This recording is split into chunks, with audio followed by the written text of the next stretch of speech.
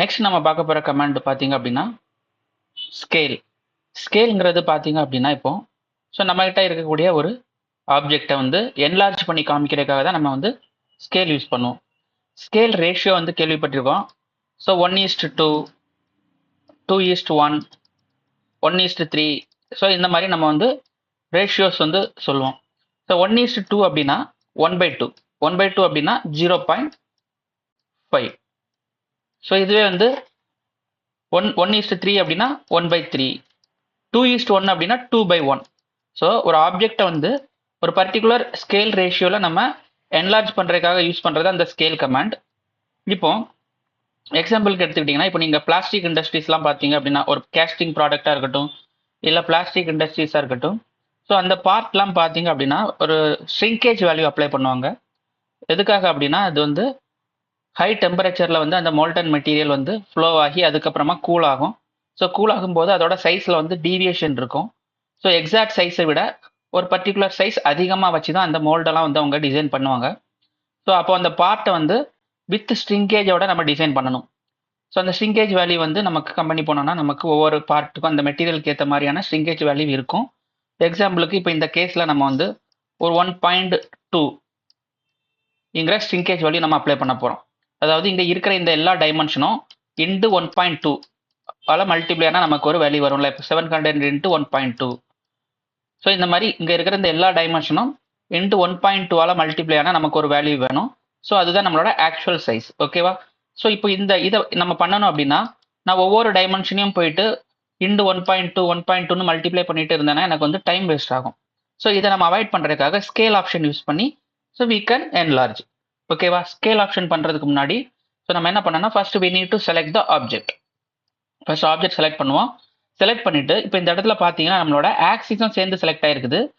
இந்த vertical axis, horizontal axis, இந்த plains இது எல்லாத்தையும் நம்ம வந்து அன்செலக்ட் பண்ணிக்கலாம்.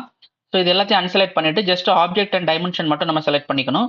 செலக்ட் பண்ணதுக்கு அப்புறமா here you can see the option called scale. Scale select பண்ணுங்க. செலக்ட் பண்ணோம்னா இந்த இடத்துல பார்த்தீங்கன்னா பாயிண்ட் கேட்கும். பாயிண்ட் மீன்ஸ் இப்போ இந்த ஆப்ஜெக்ட் வந்து என்லார்ஜ் ஆகுது இல்லை கம்மியாகுது அப்படின்னா இந்த ஆப்ஜெக்டோட ஒரு பாயிண்டை ஃபிக்ஸடாக வச்சுக்கிட்டு மீதி போர்ஷன் எல்லாம் என்லார்ஜ் ஆகும் இல்லைனா கம்மியாகும். அதுதான் வந்து நம்ம பாயிண்டை நம்ம செலக்ட் பண்ண போகிறோம், ஃபிக்ஸட் பாயிண்ட். இந்த இடத்துல நான் இந்த பாயிண்டை ஃபிக்ஸட் பாயிண்டாக செலக்ட் பண்ணுறேன். இந்த ஆரிஜின் பாயிண்டை ஃபிக்ஸட் பாயிண்டாக செலக்ட் பண்ணிட்டு just I track that mouse. You can see the object is enlarged. எனக்கு வந்து இருக்கிற சைஸை விட 1.2 டைம்ஸ் இது அதிகமாக வேணும். அப்போ நான் என்ன பண்ணுவேன் அப்படின்னா இந்த இடத்துல போயிட்டு 1.2 தான் டைப் பண்ணணும். ஓகேங்களா? இங்கே வரக்கூடிய வேல்யூவை நம்ம டைப் பண்ணக்கூடாது. நம்ம எந்த வேல்யூவால் மல்டிப்ளை பண்ண போகிறோமோ இங்கே இருக்கிற டைமென்ஷன் எந்த வேல்யூவால் மல்டிப்ளை ஆக போகுதோ அந்த வேல்யூவை தான் இங்கே டைப் பண்ணணும். நான் 1 கொடுத்தேன் அப்படின்னா எக்ஸாக்டாக இங்கே என்ன சைஸ் இருக்கோ அதே சைஸ் தான் நமக்கு வரும். 1க்கு மேலே அதிகமான வேல்யூ கொடுக்கும்போது இங்கே இருக்கிற சைஸை விட பெரிய சைஸில் கிரியேட் ஆகும். 1ஐ விட கம்மியான வேல்யூ கொடுக்கும்போது இந்த சைஸை விட கம்மியாகும். இதுதான் வந்து மீனிங். நம்ம இங்கே என்ன வேல்யூ கொடுக்குறோமோ அந்த வேல்யூவை வச்சு இங்கே இருக்கிற எல்லா டைமென்ஷனும் மல்டிப்ளை ஆகிக்கும் ஆட்டோமேட்டிக்காக. If I enter the value 1.2 and click okay. அதுக்கு முன்னாடி பார்த்தீங்கன்னா இந்த இடத்துல டூப்ளிகேட் மோடுன்னு ஒரு ஆப்ஷன் இருக்குது. இந்த டூப்ளிகேட் மோடை நான் வந்து அன்செலக்ட் பண்ணி வச்சிருக்கிறேன். இப்போ நான் இதை செலக்ட் பண்ணால் என்ன ஆகும்னா நான் செலக்ட் பண்ணிட்டு ஃபர்ஸ்ட் ஓகே கொடுக்குறேன். இந்த இடத்துல 1.2 வச்சுக்கிறேன். சரி 1.2 என்டர். இப்போ என்ன இருக்குது இந்த இடத்துல பார்த்தீங்கன்னா எல்லா வேல்யூவும் பார்த்தீங்கன்னா 1.2 மல்டிப்ளை ஆகிருக்குது. But at the same time பார்த்தீங்கன்னா நம்மக்கிட்ட ஆல்ரெடி நம்ம வரைஞ்ச ஷேப்பும் இருக்குது, புதுசாக கிரியேட் ஆன ப்ரொஃபைலும் கிரியேட் ஆகிருக்குது. இந்த மாதிரி நமக்கு வரக்கூடாது. நான் கண்ட்ரோல் ரிசெட் பண்ணிக்கிறேன். மறுபடியும் நான் வந்து ஸ்கேல் ஆப்ஷன் போயிட்டு ஃபர்ஸ்ட் வந்து பாயிண்ட் தான் செலக்ட் பண்ணணும். பாயிண்ட் நீங்கள் இதில் எங்கே வேணாலும் செலக்ட் பண்ணிக்கலாம். நான் இதை பேஸ் பண்ணி இந்த ஆப்ஜெக்டை என்லார்ஜ் பண்ண போகிறேன். அதனால இங்கே செலக்ட் பண்ணிக்கிறேன். இப்போ இந்த கேஸில் I unselect this duplicate mode. Duplicate mode unselect பண்ணிட்டு இப்போ நான் என்டர் பண்ணுறேன். 1.2 இஸ் மை ஸ்கேல் வேல்யூ. இப்போ நான் என்டர் கொடுத்தேன் அப்படின்னா யூ கேன் see நம்மகிட்ட நம்ம என்னென்ன சைஸ் வச்சிருந்தோமோ எல்லா சைஸ் இந்த சைஸ் எல்லாமே பார்த்தீங்கன்னா இன்ட்டு 1.2 போட்டோம் அப்படின்னா நமக்கு ஒரு வேல்யூவால் மல்டிப்ளை ஆகி இந்த இடத்துல நமக்கு ஸ்கேல் ஆகி நமக்கு கிடைச்சிருக்கும். You can see here. மறுபடியும் நான் இதை ஸ்கேல் பண்ணுறேன் அப்படின்னா மறுபடியும் நான் இதை செலக்ட் பண்ணுறேன். செலக்ட் பண்ணிவிட்டு இந்த ஆக்சிஸை வந்து டீசெலக்ட் பண்ணிக்கோங்க, பிளைன்ஸையும் டீசெலக்ட் பண்ணிக்கோங்க, இதையும் டீசெலக்ட் பண்ணிக்கோங்க. ஸ்கேல் வேல்யூ இந்த இடத்துல இது என்னோட fixed point. Now I enter 0.4523 or something. இப்போ இதை கொடுத்துட்டு just click okay. Now you can see the values are reduced because இந்த டைம் நான் வந்து 1ஐ விட கம்மியாக கொடுத்துருந்தேன். 1ஐ விட கம்மியாக கொடுத்தேன்னா இருக்கிற வேல்யூவெல்லாம் அந்த வேல்யூவால் மல்டிப்ளை ஆகும்போது ஆட்டோமேட்டிக்காக சைஸ் வந்து கம்மியாயிரும். ஸோ இந்த மாதிரி நம்ம ஸ்கேல் வேல்யூவை யூஸ் பண்ணி நம்ம ஆப்ஜெக்டை என்லார்ஜ் பண்ணுறதுக்கோ இல்லைனா கம்மி பண்ணுறதுக்கோ நம்ம யூஸ் பண்ணுற இந்த கமாண்ட் தான் ஸ்கேல் கமாண்ட். ஓகேங்களா? ஸோ டூப்ளிகேட் மோட அன்செலக்ட் பண்ணிங்கன்னா நம்மளோட ஒரிஜினல் ரிசல்ட் மட்டும் வரும். டூப்ளிகேட் மோட ஆன் பண்ணி வச்சிருந்தீங்கன்னா நம்மளோட நியூ ரிசல்ட்டும் இருக்கும், நம்மளோட ஓல்டு இருக்கும், இதுவும் இருக்கும் உங்களுக்கு. ஸோ இதுதான் different. So this is called scale. So next one பார்த்தீங்க அப்படின்னா ஆஃப்செட். ஆஃப்செட்டுங்கிறது ஆல்ரெடி நம்ம எல்லாருமே பார்த்துருப்போம். It's like a copy.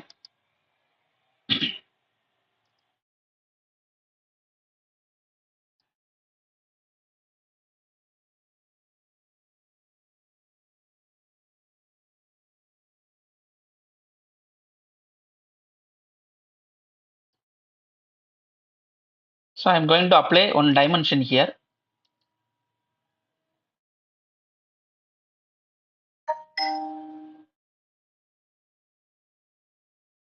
So அதுக்கு முன்னாடி I just recreate this line, this profile. Just I create like this. So I want to join these two lines. So I can drag like this. And here you can see that trim option. Trim option use பண்ணி just இந்த மாதிரி connect பண்ணிக்கலாம்.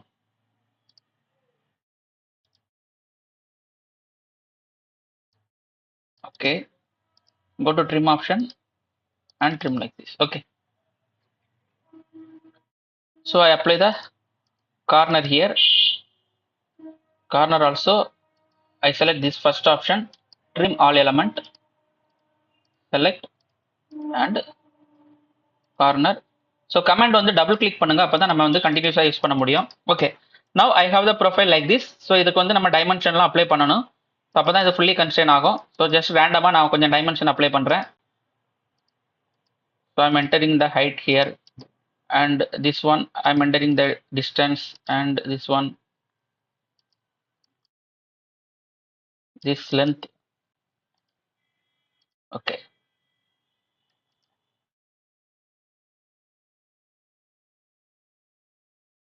So here you can see the tangency symbol is missing. So I'm going to apply that tangency. Okay, already it's given, no issue. Then okay, it's a horizontal. I select this one and make it into horizontal. Okay. Now you can see the sketch is fully constrained. So I want to offset this sketch. So offset first எப்படி work ஆகும் அப்படின்னா, if I have this profile, சிம்பிளா இந்த இடத்தை பார்த்துக்கலாம். So இந்த இடத்துல I'm going to use this offset command. Okay. So offset command use பண்ணிட்டு இப்போ இந்த லைனை நான் செலக்ட் பண்றேன். இந்த லைனை செலக்ட் பண்ணேன் அப்படின்னா இந்த லைன் வந்து பர்டிகுலர் டிஸ்டன்ஸ்ல அப்படியே ஒரு காப்பி ஆகும். எதர் நம்ம வந்து ரெண்டு டைரக்ஷன்ல பண்ணிக்கலாம். So above the line or below the line. Okay. So இந்த இடத்துல நம்ம ஜஸ்ட் கிளிக் பண்ணோம் அப்படின்னா இந்த லைன் வந்து ஆஃப்செட் ஆகும். இந்த வேல்யூ நம்ம அதுக்கப்புறமா என்டர் பண்ணி அட்ஜஸ்ட் பண்ணிக்கலாம். ஸோ இதுதான் வந்து ஆஃப்செட். ஓகேங்களா? சிம்பிளா ஆஃப்செட் கமெண்ட்னா இதுதான்.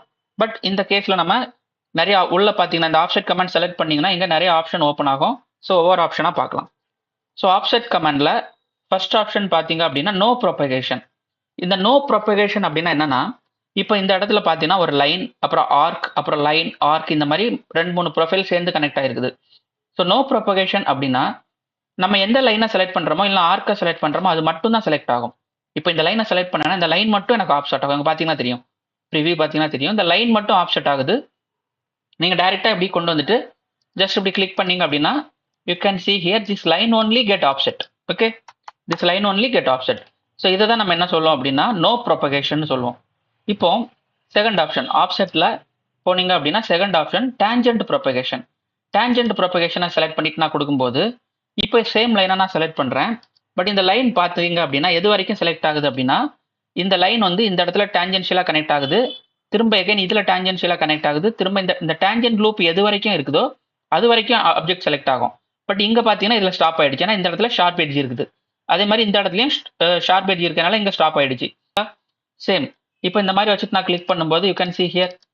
ஸோ இந்த என்டையர் லூப்பும் செலக்ட் ஆயிருக்குது. பட் டேஞ்சன்ட் ஃப்ளோ நம்ம கொடுக்கும்போது பார்த்தீங்கன்னா கன்ஸ்ட்ரெயின் நமக்கு ஆகாது, நம்ம தான் மேனுவலா கன்ஸ்ட்ரெயின் பண்ணணும். ஸோ இதுதான் வந்து ஒரு டிஸ்அட்வான்டேஜ். நீங்க வந்து டேஞ்சன்ட் லூப் கொடுக்கும்போது நம்ம மேனுவலா அதுக்கப்புறமா இதோட டைமென்ஷன் இதோட கன்ஸ்ட்ரெயின்லாம் அப்ளை பண்ணி நம்ம கொடுக்குற மாதிரி இருக்கும். ஸோ இதுதான் வந்து டேஞ்சன்ட் கனெக்டிவிட்டி. நெக்ஸ்ட் இந்த ஆஃப்செட் கமாண்ட்ல மூணாவது ஆப்ஷன் பார்த்தீங்க அப்படின்னா பாயிண்ட் ப்ரொபகேஷன். பாயிண்ட் ப்ரொபகேஷன் அப்படிங்கிறது so it will take the entire loop. Joining இருந்தாலே போதும், டேஞ்சென்ஷியலா கனெக்ட் ஆயிருக்கணுங்கிற நீட் இல்லை. இந்த மாதிரி ஷார்ப் எட்ஜாக இருந்தால் கூட ஓகே தான். ஓகேங்களா? இப்போ இந்த லைனை நான் செலக்ட் பண்ணுறேன், இல்லை இந்த லைன் ஏதோ ஒரு லைனை நீங்கள் செலக்ட் பண்ணுங்கள். இந்த ஆப்ஜெக்ட்டில் நீங்கள் எந்த இடத்துல செலக்ட் பண்ணாலும் சரி, so it will take the entire loop. You can see here, so it is taking the entire loop. ஓகேங்களா? ஏன்னா இந்த என்டையர் ப்ரொஃபைலும் ஒன்னோட ஒன்று கனெக்ட் ஆகிருக்கிறதுனால ஸோ என்டையர் ப்ரொஃபைலுமே எடுத்துக்கும். So either inside or outside, நம்ம எந்த பக்கம் மூவ் பண்ணுறோமோ அந்த பக்கம் it will offset. Just click okay, you can see, so entire loop is getting offset. But இதில் பார்த்தீங்க அப்படின்னா வித்தவுட் கன்ஸ்ட்ரெயினில் தான் ஆப்செட் ஆகும். ஸோ இந்த ஆப்செட் கமாண்டில் ஃபர்ஸ்ட் ஆப்ஷன் நோ ப்ரொபகேஷன் மட்டும்தான் கன்ஸ்ட்ரெயினோட வரும். மீதி ரெண்டு ஆப்ஷனும் பார்த்தீங்கன்னா வித்தவுட் கன்ஸ்ட்ரெயினில் வரும். நம்ம தான் மேனுவலாக கன்ஸ்ட்ரெயின் பண்ணிக்கணும். ஓகேவா?